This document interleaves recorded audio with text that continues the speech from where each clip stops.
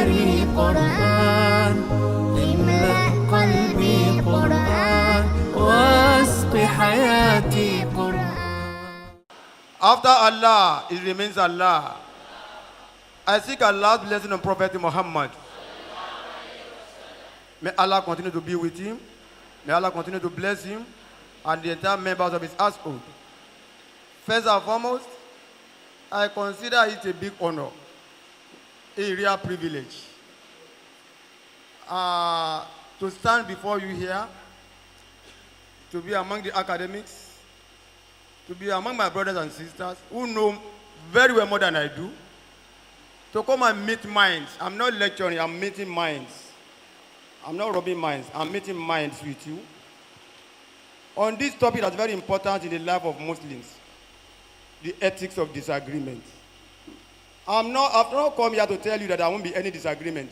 There will continue to be disagreement. But what I've come here to do, may Allah make it easy for me, is to tell us and teach us how to agree to disagree agreeably.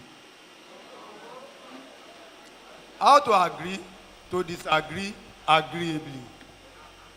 That is what I've come here to achieve. In presentation, when you move around, you give every person among the audience the opportunity to see you. We call it 1, 2, 3. 1, 2, 3. I look here. I look here. I look here. Nobody can claim not to see me. Nobody can claim not to hear me. But if you have to stay in a particular place for a long time, all of you, your neck will begin to ache you very soon. Sahaba, the companion, we spent 6 months preparing for Ramadan. After Ramadan, they will spend another 5 months to pray to Allah to accept the Ramadan from them. It means for the whole 12 months, they are God conscious. But most of us, we see fasting as just something that comes with hunger, with taste, with sentiment. When it is 2 o'clock, you dare not joke with some people. When they want to take their shahur, they will take it big. They see it as a punishment. When they ask you when it is time for iftar, immediately you say 7 o'clock. It means you are looking forward to it. If you are not looking forward to it, it means you are God conscious. If you are looking forward to it, you are saying, if iftar to just come, let's go away. When some people are already crying, the Ramadan is going. Allahu Akbar. May Allah accept it from us. Amen. Back to the topics of the day, ethics of disagreement. Why is it important? Why must we treat this topic? Why do we continue to have disagreement in Islam? When Allah says in Quran chapter 8, when Allah says in Quran chapter 21, verse 92, Adi ummatukum ummatan wahida. Fa'ana rabbukum fa'buduni. Allah says, this your community is one. I'm your Lord, so worship me. But in most cases, what we see a lot of Islamic scholars getting involved in intellectual gymnastics, getting involved in ear-splitting exercises that are not necessary, creating barriers between us, convincing some of us who are not very knowledgeable about Islam, and we don't know where to go. They will say, Sahih Buhari says this, Maliki says this, Nafi says this, Ambali says this, and all of them will be quoting from text. They will be citing authorities. Those who are not scholarly will say, where do I go now? When you say Maliki is a scholar, I cannot argue with him. Ambali is a scholar, I cannot argue with him. Imam Sadiq is a scholar, but they are getting it from the same source. And you are confused. I want to address why do we have disagreement in Islam when we claim to have one Quran. Number 2, how do we disagree? Number 3, if there are so many opinions, what do I do? I will start with a story. Some years back, there was a very violent religious crisis in Kaduna. You know Kaduna, the hotbed, used to be the hotbed of religious riot in Nigeria. The hotbed. Allah has taken control now. Alhamdulillah. Say Alhamdulillah. Alhamdulillah. There was a very big crisis. Somebody was involved in interfaith dialogue and peaceful coexistence. An NGO that was involved in interfaith dialogue now organized a seminar for both Christians and Muslims. Because the problem was between Christians and Muslims. He now said, all Muslims here write 4 things that you like about Christianity. If you are fighting somebody and you know a positive or 2 positive things about that particular person, you will forgive him. Because most of the times, we look at things from our own perspective. We don't wear somebody else's shoes before we react. And you can't wear somebody else's shoes until you remove your own shoes. You can't wear 2 shoes together.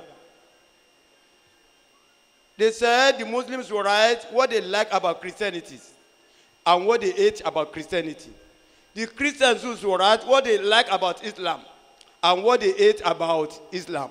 By the time we look at all those things, we now see that we can meet midway. Moreover, all of us, most of us who are Muslims and Christians, we are not Muslims, we are not Christians by choice. We are Muslims, we are Christians by chance.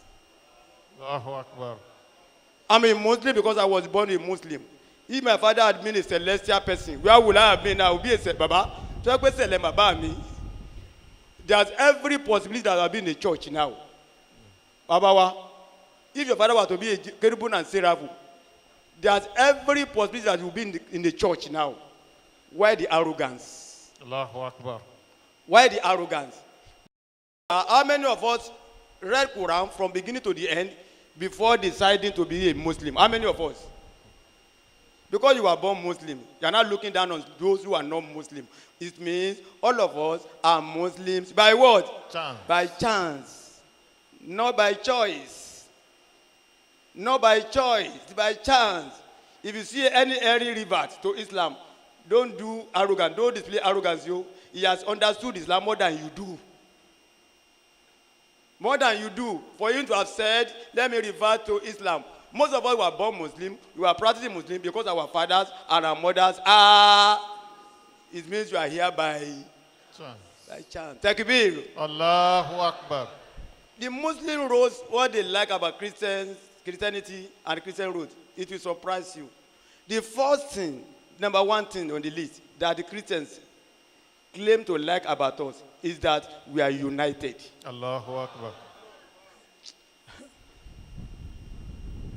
Number 2, they say, if you see 3 people passing, and a beggar passes before them, and that beggar requests for assistance, those 3 people, if one of them gives out sadaqah, there's every possibility that that particular person is a Muslim. Allahu Akbar. They say, we give sadaqah a lot. They mention things they don't like about us. One of them is that we don't send our own children to school. And when it is time to take appointment, we will be fighting with them over it. Allahu Akbar. Are they right or wrong? They are right. When you get to the garage, Mukaila, Karasaki, but you won't see assist there. Allahu Akbar. Takbir. Allahu Akbar. When they submitted the banner, they said, what they like about us is our unity. Some Muslims that were surprised. Despite this wide disagreement, and we are united. Explain to us, they said, what can never happen in Christianity happens among you. They said, what is it? Some of you on Friday, you will close your own mosque, your own local mosque, and you go and observe Friday prayer elsewhere. When you are traveling, you get somewhere, it is time for Salah. You will not ask, who is here? Is this NASFAT mosque or Taswed mosque? Is it Taswed or Osu mosque? You will just enter and pray. They said that can never happen in their own religion. Allahu Akbar. They say we are united, but we know among ourselves that we have issues. And we shall continue to have issues. Allahu Akbar. Quran chapter 11 verse 118 to 119. Walauza arabuka la ja'alakum ummatan wahidatan wa la yasaluna muktalifin. We continue to have disagreements as they have disagreements in all professions. In engineering, there are disagreements. In industrial engineering, anytime I get anywhere, what you come to my mind is 5W and 1H. Any environment I get to. Any environment as an industrial engineering person, That's what we call my mind. 5W, and whatever you do, I will pick hole in it. We call it critical analysis. 5W and 1H. What is being done? What else can be done? Who is doing it? Who else can do it? Where is it being done? Where else could it be done? Why is it done? Why is it being? How is it done? How else can it be done? And you are going to add 5W and 1H. Any environment you find yourself, why is it this way? Why not this way? Who is doing it? Why him? Why can't be somebody else? Where are they doing it? Why not where else? How are they doing it? Why not how? Allahu Akbar. If there are so many options, you are going to add which of them is the best. In every profession, there are disagreements. And Islamic religion is not an exception. Islamic studies is not an exception. Doctors disagree among themselves. Academics disagree among themselves. Academics, don't you disagree, sir? You critique. But what I'm going to teach, what I'm going to dwell on is, how do we agree to disagree agreeably? How are we not going to allow minor disagreement to happen to create problem for us? Why is this topic important? Allah says in Quran chapter 8, verse 46, and that is the importance of these topics. Some people will say, why are they discussing this? You can even discuss here. Why? بعد أعوذ بالله من الشيطان الرجيم بسم الله الرحمن الرحيم. You are in academic environment. You need to write the objective. Why is it important? Allah says, Ya ayyuha alladhina amanu ati'u Allah wa ati'u Rasul wa la tanazzahu fatafsalu wa tasiabu rihukum wasbiru inna Allaha ma'as sabirin. Takbir. There's no time. I was given only 1 hour. I don't know if I'll be able to do justice to it, but I've promised to send the material to Dr. Loko. You Latina Amanu, those who claim to believe, those who believe, Ati Allah, obey Allah, Ati Rasula, obey the messenger. Walata Nasau, don't fall into disputes among yourself. Don't go into a necessary argument, unnecessary disagreement. If you do, what will happen? Fataf Salu, you will lose hearts. You will lose heart. You will be sad. You will be sad. How many of you have argued with somebody? At the end of the day, you realize that you are wrong. How will you feel? Sad. If you are arguing with somebody and you think you are right, if you are eventually right, you will feel high. If you are eventually wrong, how will you feel? You feel bad. And if you continue to argue, I don't see anybody who you argue with and you continue to beat him in an argument that will come to discuss with you again. Nobody wants his ego to be deflated. When you argue a lot, you'll be winning the argument, you'll be losing friendship. No, we are not saying that Islam abhors argument. Islam recognizes and recommends and appraises it, and they urges us to question. To do what? Question. Even the angels ask. Quran chapter 2 verse 31. When Allah wanted to create Adam, he told angels, I want to create a human being. They said, Quran chapter 5, he said, why do you want to create him? We worship you. These people will be shedding blood. Islam is not a dogmatic religion. What we have is smart trust, not blind faith. Smart trust is different from blind faith. The trust you have in your doctor is a smart trust because they have tested him, they have certified him to be okay. Angel says, you are going to create. Why was Allah consulting? He was just teaching us to do consultation whenever we want to do anything. That is the essence. Who are the angels for you there to be consulted by Allah? Who are they? Who are they? Baba, tell our angel now. Why must he tell them? Because he's telling you that whatever you want to do, even your child, you must consult. Allahu Akbar. Jeffrey Lang wrote a book. He called it The Angel Asks. Ibrahim asks, Alayhi salatu wassalam. Allah, how will you resuscitate the dead after they have died? Miriam asked, when he was told he's going to get a child, he said, How will I have a child when I've not been touched by any man? Musa asked. Musa says, Allah, I want to see you. How can I see you? What I'm saying is Islam encourages questioning. Islam encourages interrogation. Islam encourages finding out how things happen. But there are limitations. If you argue unnecessarily, you are going to lose heart. You will lose your courage. You will lose your power. Your enemies will have power over you because you are doing ear-splitting exercise.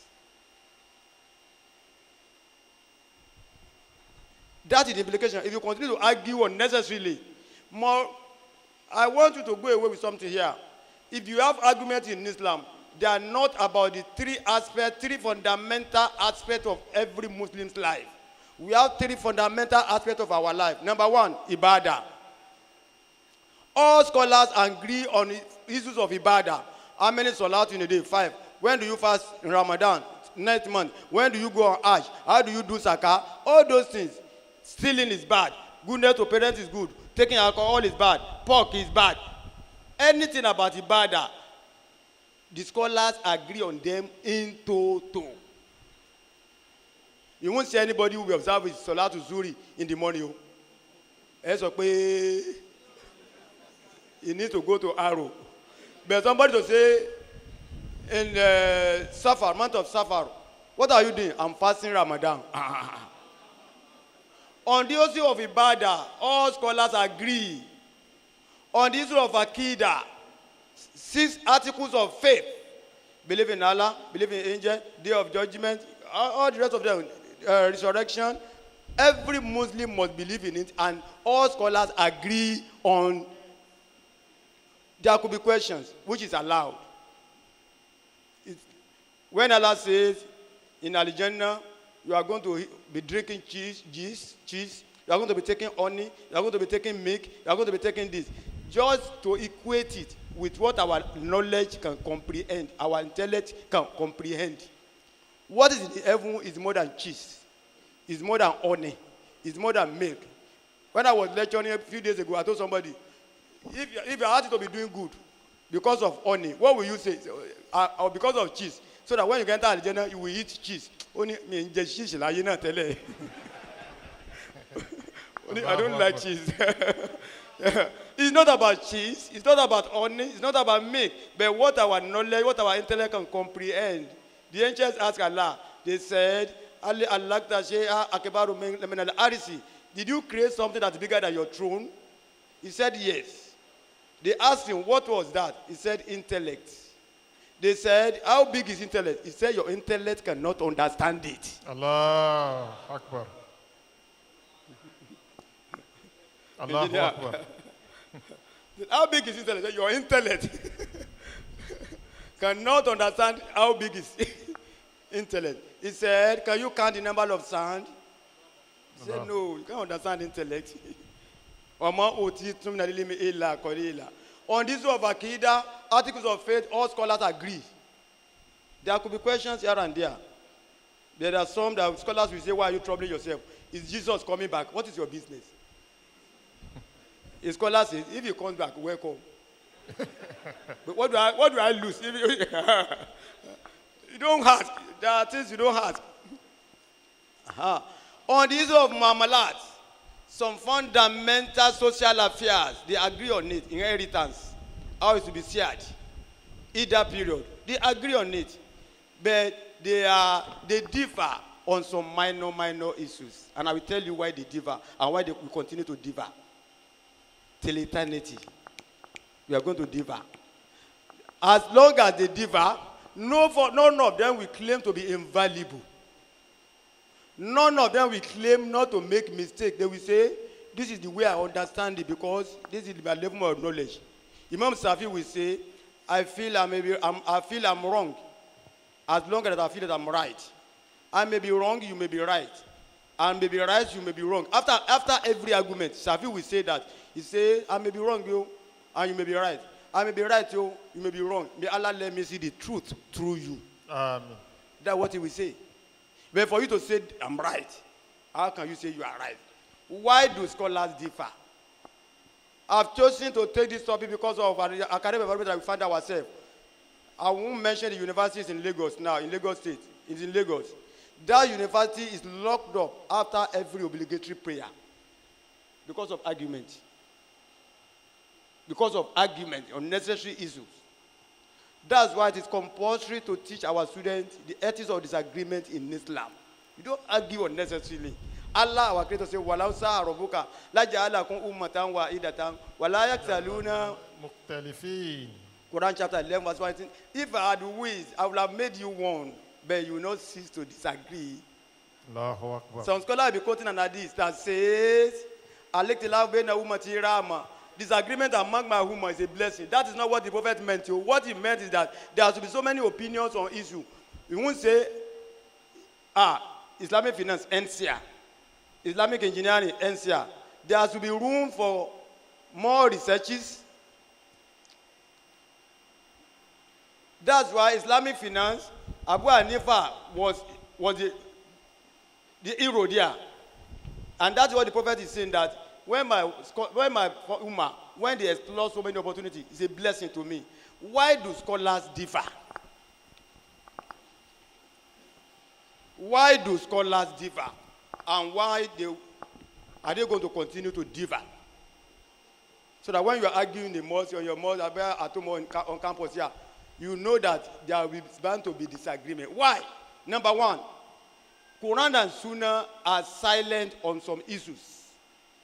They are not mentioned. They are not mentioned. E.g., organ transplant. Someone will come and show me in the Quran where you have organ transplant. Blood transfusion. Salat inside aeroplane. There was no aeroplane at the time of the Prophet. You can only use ijma. Come and show me the punishment for homosexualism in the Quran. Some people ask that they read about the story of Prophet Lut, that his people were getting involved in homosexualism and homosexualism. That does not mean that there is Sharia punishment in the Quran that say punish homosexualism. No. Smoking, as bad as it is, cigarette, you can't see it In the Quran. in the Quran. You can't see it. But Quran says, "Wala tulqu bi aydikum ila taluka." Don't use your own hand to terminate your own life. Scholars will now use what you call analogical reasoning to link it with cigarette. They will use their home. There's no cigarette in cocaine. You won't see it in the Bible. In the Quran. And the Quran, no. You won't see it in any Sunnah. They are silent on it. Scholars will do what we call ijtihad, application of Quran and Sunnah to solve contemporary issue. If somebody says blood transfusion is bad, did the Prophet transfuse blood? No. Organ transplant, did he transplant organ? No. You need to link it up with something. And if you now disagree on such issues, it's allowed. Allahu Prophet Akbar. says, if any scholar uses his own intellect to arrive at a fatwa means legal opinion. Hukm means legal ruling. Fatwa is an opinion. It's an opinion. And my opinion could differ. It's a function of time. It's a function of space. It's a function of individual. It's a function of who's asking. It's a function of who's giving that fatwa. Once it is a fatwa, it could change. I can give different fatwa to our DVC and give different one to our VC. Some of us have heard about that is, when somebody went to the Holy Prophet, can I kiss my wife in the afternoon of Ramadan and fasting? Prophet said yes. The other one, he said no. People said, the other one came, you said yes. The other one, he said no. He said the other one that came, the other one was an old man. If he kissed his wife in the afternoon of fasting, nothing will happen. Allahu Akbar. But the one that came later is a young man. If you kiss the wife, there will be... Kabirullah. Allahu Akbar.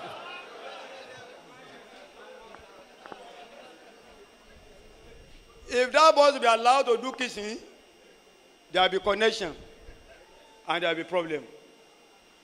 Quran and Sunnah are silent on so many issues.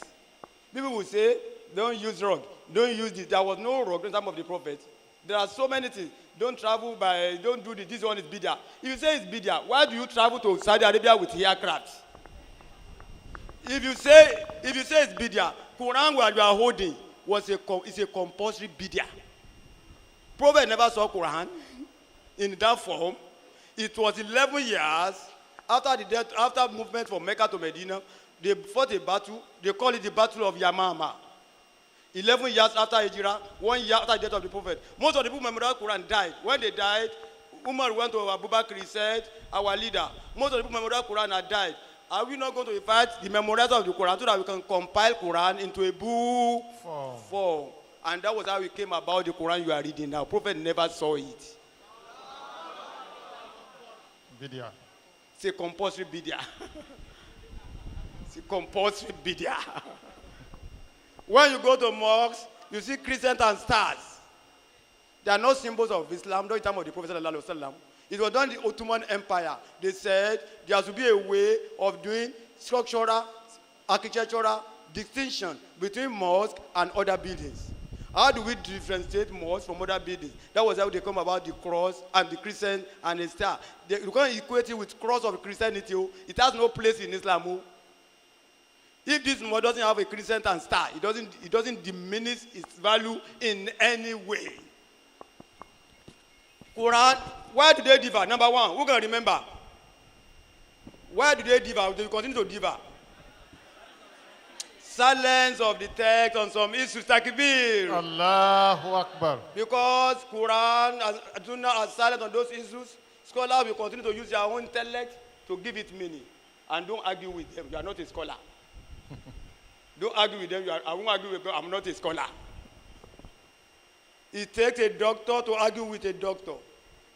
If a medical doctor tells me to take 8 paracetamol in the morning, 8 in the afternoon, 8 in the night, I will not argue. I will go and look for second opinion.